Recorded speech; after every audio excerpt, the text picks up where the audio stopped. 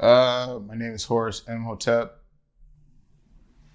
I don't really use the last name, so I guess X or Z or Y. I currently live in Atlanta, Georgia.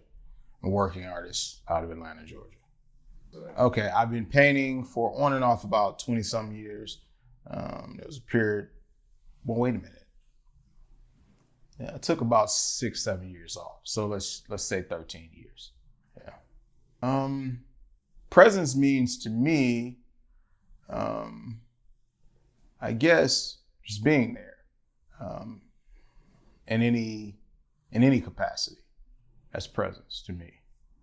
Well, my work for this collection, and how it relates to presence is, what I've done is I've taken a character like a kid, and I've put different objects and altered those objects with like human parts, to let you know that there's a presence there. Of course, they're male hands, and that symbolizes some type of father or whatever you take from it. And it just shows different things, like, say, for instance, with the stairs. Well, that to me speaks of like when I was raised, it was a lot of things to get me to a point to ascend. So stairs, very simple. Or like, say, for instance, you have the light post and the child sitting on top of the light post, but the lights themselves have been altered, and they have arms. So it pretty much shows that, from a bird's eye view, these lights are leading the way. And even when you look at his head garb, it's a plane, which speaks to, elevation, growing, going somewhere. And all of those images that I've used they're kind of subtle, they show that there has been a presence all along the way. It's just there may not be a face. So, and a lot of times when you think of faces, that's recognition. And in this case, oftentimes, a lot of fathers do not get recognition, but they're there and they're present. That's just the narrative that the greater America has painted of the Black father is just not true. By numbers, it's not true. Or some type of parental figure, it's just not true. It's never been true in my life. And a lot of my friends who didn't have fathers, they always had some type of male influence. Some chose to listen, some chose not to. But yeah, that's what my collection is about. It's about placing body parts into pieces or tools of some sort,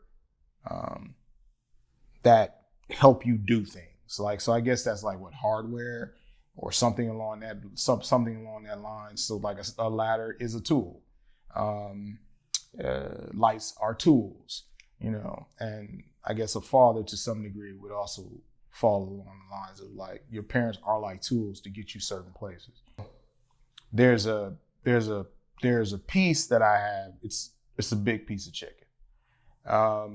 It's untitled, which most of my work is untitled, or I have like variant where it's a loose title. So I'm not locked in the titles, because over time work means something different to me than it did when I was actually doing the work. The overall premise stays the same, but the meaning sometimes is different. But the big piece of chicken is based on a Chris Rock special. And I think it's kind of appropriate and on time, seeing as is the whole thing that happened between the black men. And it just, unfortunately, it had to happen on national TV and on a national stage. But hey, sometimes, we're still humans. So sometimes shit got to come out like when at the worst time, But the big piece of chicken was pretty much, in his skit, it was, he was saying that black fathers, they pay the light bill, they pay the water bill, they pay the gas bill, they pay all these bills, and at the very end, all they get is the big piece of chicken. So, yeah, I use that. But even when you do get even when the father does get the big piece of chicken, someone took a bite out of it. So it just shows that it's never quite, fathers never quite get full credit for what they do. I love my mother to death, driving force, brilliant woman, awesome. But my father still didn't get the credit that he did deserve. Like, my father was a disciplinarian as I got during, me and my father, we weren't friends when I was a kid. This exhibit is personal to me. One, because I was preparing work, but I wasn't necessarily, I was, subject matter was a little bit different. But when Zucot called and told me the premise, my father is incredible. He's not perfect, but he's an incredible man. And I'm not sitting here without him. He was very instrumental in making sure that all of my art pursuits were set up, along with my mother.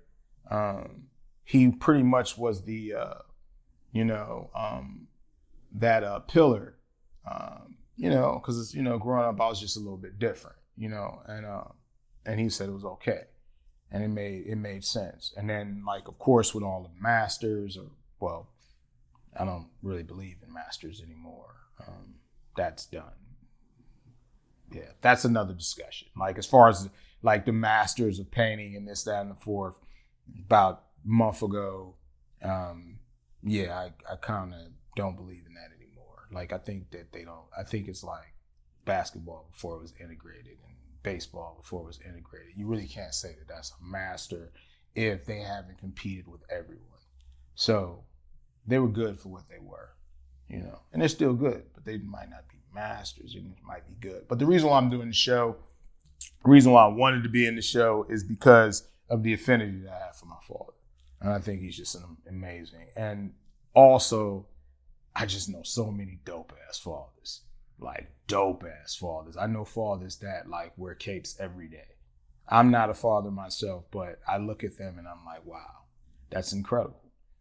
Just being there for everything, but still managing to keep a workload, to make sure that their children get from point A to point B. I just think that's incredible. And it's a lot of great time management. Maybe not something that I have myself, or maybe I'm just selfish and I spend my time with creative pursuits, but nah, I know some great fathers. They're super dope.